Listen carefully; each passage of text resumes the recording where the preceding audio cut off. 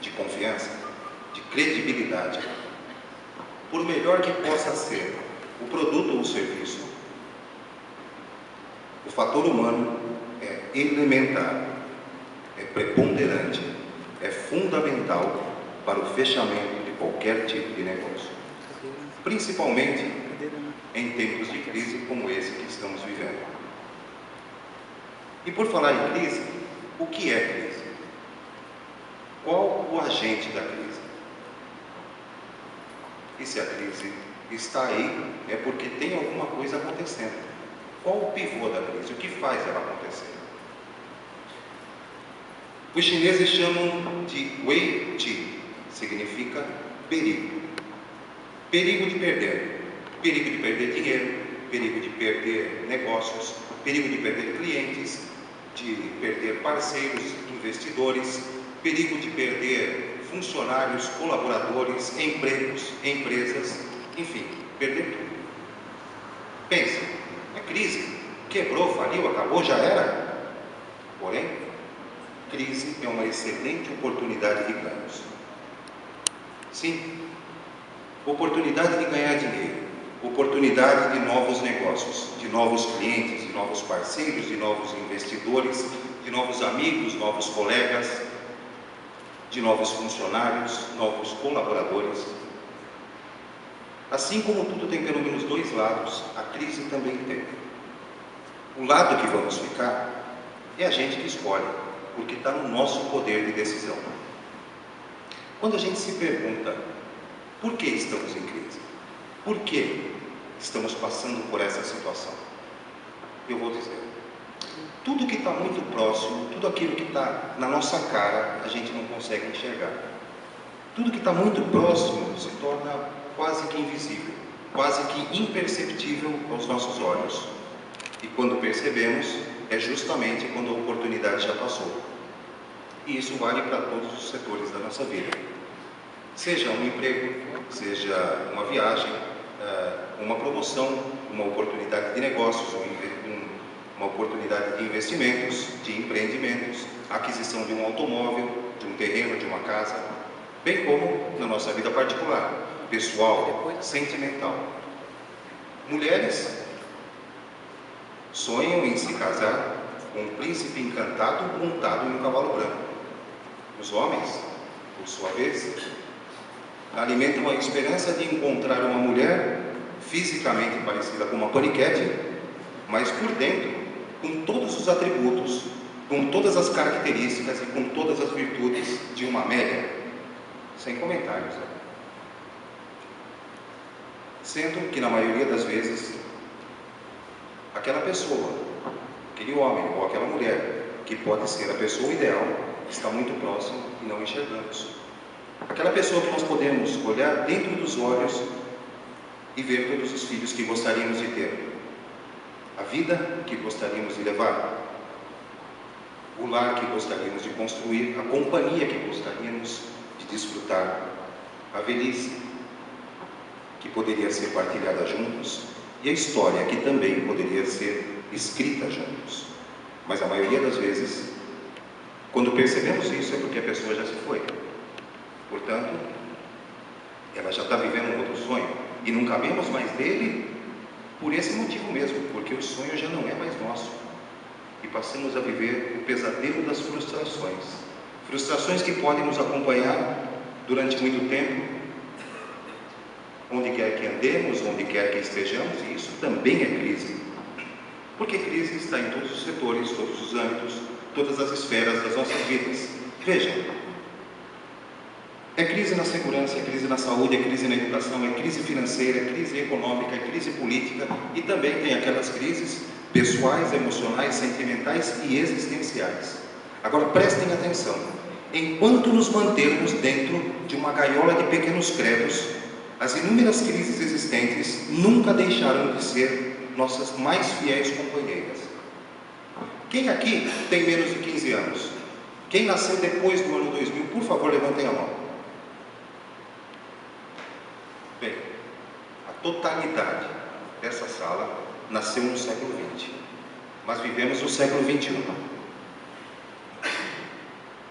E ao meu ver, o século XXI, e olha, prestem bem atenção no que eu vou dizer, o século XXI será um período de crises ininterruptas em todos os sentidos das nossas vidas. E por que eu estou dizendo isso? Porque nunca houve tanta tecnologia, gerando mudanças e mais mudanças, e a grande maioria das pessoas não consegue acompanhar tanta inovação. E isso acaba gerando crises em cima de mais crises. Pensem comigo, daqui 100, 200, 300 anos, quando os historiadores dos séculos futuros forem estudar o século XXI, provavelmente eles irão perceber que houve uma grande mudança nessa época em que estamos vivendo. Só que essa mudança, ela não é a internet, ela não é o e-commerce, o comércio eletrônico, e muito menos esse universo virtual tão real, tão necessário, tão importante e indispensável nas nossas vidas. Não será esse aspecto que será visto pelos estudiosos e historiadores do futuro. A grande mudança que será observada é a substancial mudança no ser humano, na pessoa do século XXI, porque eles descobrirão que o ser humano, em nossa época, chegou à conclusão de que precisava tomar decisões, precisava se autogerenciar, precisava se destacar dos demais, precisava pensar, precisava cooperar, precisava encontrar uma fórmula única, pessoal e eficiente para enfrentar e sair das mais constantes crises existentes em nossa época. Agora vejam bem, vocês já acham que isso é ruim? Não é. Isso é muito bom. Isso é muito bom. Porque o ser humano, ele tem hoje, literalmente, a oportunidade de se autogerenciar, de fazer escolhas. O ser humano hoje, um número crescente e substancial de pessoas hoje, pode administrar a sua vida, ao contrário dos séculos passados. Para a gente entender um pouquinho disso daí, o que ocorre com o ser humano, por não entender as diversas crises, é que nós não conseguimos entender o nosso contexto humano dentro da história da humanidade. Se nós entendêssemos essa questão, a gente ia enfrentar as crises com muita naturalidade. Poderíamos, inclusive, nos prevenir de algumas delas. Para a gente entender um pouquinho disso, eu quero fazer uma análise muito rápida sobre esse contexto humano por uma perspectiva apenas, pela nossa inteligência. Alguém aqui sabia que nós temos 4 inteligências? Alguém aqui sabia ou não? Pois é, nós temos 4 inteligências. As 3 mais comuns, nós já trabalhamos mal. A 4ª, então, a gente não chega nem perto. Algumas pessoas conseguiram, porém, a grande maioria não chega nem perto. Quais são essas 3 mais comuns? Inteligência instintiva, inteligência emocional e inteligência racional. A inteligência instintiva foi essa que trouxe o ser humano, nesses milhões de anos, a chegar exatamente até aqui onde nós estamos. Passar por tudo, enfrentar tudo e ainda continuar existindo. Percebam que animais muito mais fortes desapareceram da face da Terra, porém, nós continuamos aqui. A segunda inteligência é a inteligência emocional, que é a inteligência dos relacionamentos. E que é falha, lógico. Se não fosse falha, não teríamos tantas guerras, tanta desigualdade social, tantas separações, segregações raciais, políticas, religiosas, sociais. E essa inteligência dos relacionamentos também existe desde sempre. Desde o Homo erectus, os Neanderthals, enfim, nas primeiras civilizações foram criados os primeiros modelos de sociedade baseados nessa inteligência, na inteligência emocional, que é a inteligência dos relacionamentos. E a terceira inteligência é a inteligência racional. René Descartes, pai da filosofia moderna no século XVII, disse: penso, logo existo. Porém, a gente pensa mal, porque a gente não sabe pensar. A gente não aprendeu a pensar com coerência. Só que isso não nos ensina. Isso leva muito tempo e muitas vezes esse tempo ele se torna desgastante demais, ele se torna doloroso demais, frustrante demais. E a gente acaba carregando na nossa vida um baú de decepções existenciais que fica cada vez mais pesado enquanto a gente não aprende a pensar. E onde eu quero chegar é na quarta inteligência, que é a inteligência da essência do ser humano. E essa inteligência, como nós não entendemos muito bem o que é, podemos chamar de inteligência espiritual. E ela pode comandar todas essas três primeiras que eu falei. A inteligência espiritual, ela tem três atributos muito importantes. Quais são eles? Vontade, consciência e serenidade. Vontade, o que é vontade? Vontade é uma capacidade da inteligência espiritual. Vou dar um exemplo comum a todos. Nós precisamos ter uma casa. Por quê? Para nos abrigar, para abrigar a nossa família, para ter um ponto de referência, para se sentir seguro. Então nós temos vontade. Agora, como que nós teremos essa casa? Quem vai arquitetar esse plano é o racional, é a terceira inteligência. Eu vou construir uma casa, eu vou usar meu fundo de garantia, eu vou dar meu carro de entrada, eu vou rapar tudo que eu tenho na poupança ou vou entrar no plano Minha Casa Minha Vida? Não sei. É o racional que vai dizer. Cada vez que nós ignorarmos o racional, o plano vai sair errado. O segundo atributo da inteligência espiritual é a consciência. E o que é a consciência? É a capacidade de enxergar o que não é muito visto. É o dom do discernimento. Discernir, enxergar, conscientizar-se de. Portanto, consciência é nós sermos justos com os outros e com a gente mesmo. Terceiro atributo, serenidade. O que é a serenidade? A serenidade é a capacidade de se manter em paz diante dos maiores reveses, desafios, obstáculos, dificuldades, dores, perdas, frustrações. É exatamente conseguir manter o equilíbrio. Olha, eu não costumo falar isso porque é uma coisa pessoal, mas hoje eu resolvi dividir isso aí com vocês. Quando eu falo dessas inteligências, eu sou remetido ao passado. E eu volto a 5 anos atrás e lembro do meu pai. E meu pai me ensinou muito sobre isso. Meu pai nasceu no ano de 1929, no mês de junho, faleceu também no mês de junho do ano de 2010, faltando 2 dias para ele completar 80 anos.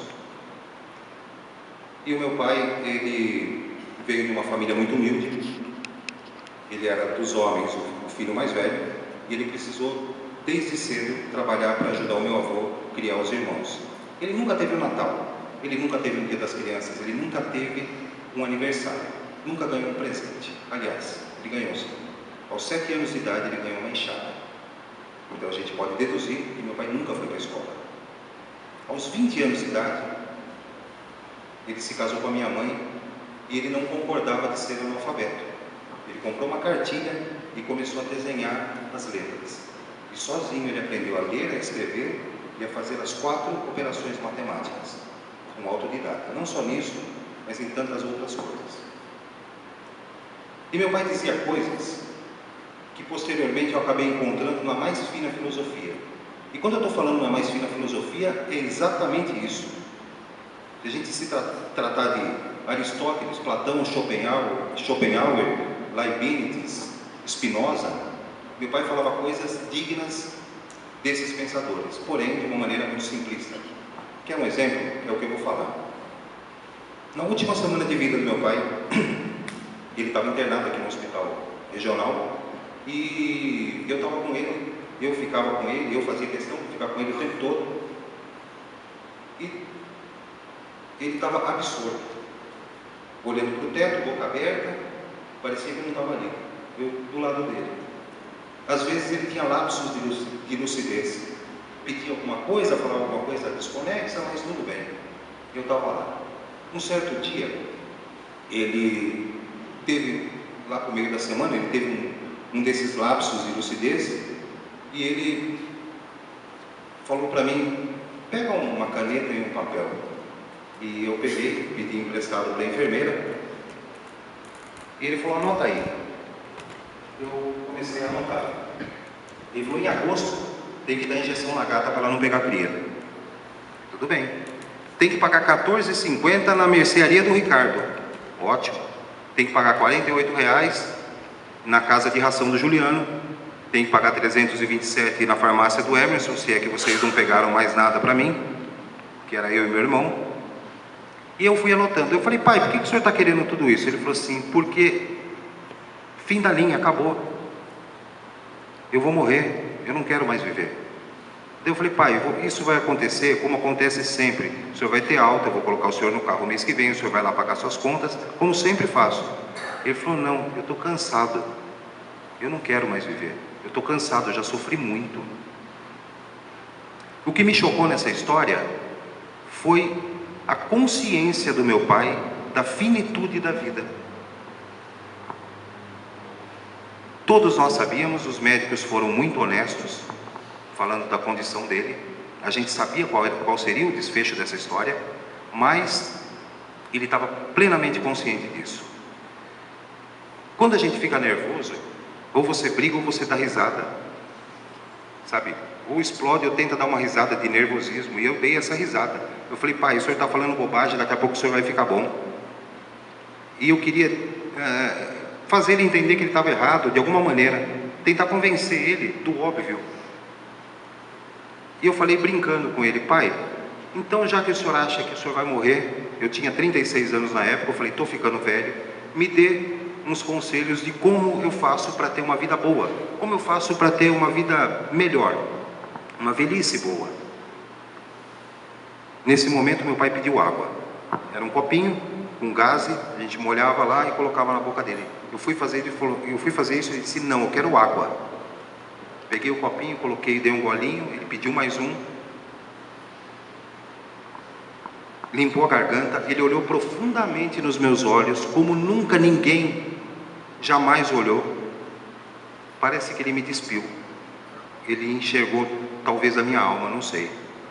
Levantou a mão e com a voz muito fraca ele me deu 3 conselhos, que foram esses: nunca deixe de ir ao banheiro, não desperdice uma ereção e não confie no seu peido. Parece estranho, muito estranho, mas como eu disse, o meu pai, ele dizia coisas muito simplistas, dignas de sábios filósofos. Então a gente vai analisar esses 3 conselhos. Nunca deixe de ir ao banheiro. Significa o seguinte: o que você tem que fazer e pronto. Ninguém vai fazer no seu lugar. Nunca desperdice uma ereção. Ele não quis falar nada sobre sexo, mas como nós temos o sexo como um dos maiores prazeres da vida, naquele momento ele passou essa sabedoria, que as melhores coisas da vida têm que ser para e com as pessoas que nos são caras, que nos são importantes, que são fundamentais, essenciais, que são as pessoas que nós amamos. Nossos pais, nossos irmãos, sobrinhos, filhos, esposas, maridos, amigos. E se nós não dedicarmos o nosso amor a essas pessoas, o resto é desperdício. E a terceira coisa, não confie no seu peido. Significa que toda vez que a gente sente vontade, sem ter o raciocínio, sem raciocinar quais serão as consequências, quem vai sair cagado é você. E não tem outra coisa. Agora me digam se ele não tinha razão. Gente, para resumir isso aí, o que eu tenho para dizer para vocês? Para todas as pessoas que têm a cabeça pequena, crises e problemas sempre serão grandes. Para quem tem a cabeça grande, crises e problemas sempre serão pequenos. Em síntese, eu li o livro do Gustavo, e eu vou tentar dar uma modificada para não ficar plágio, né?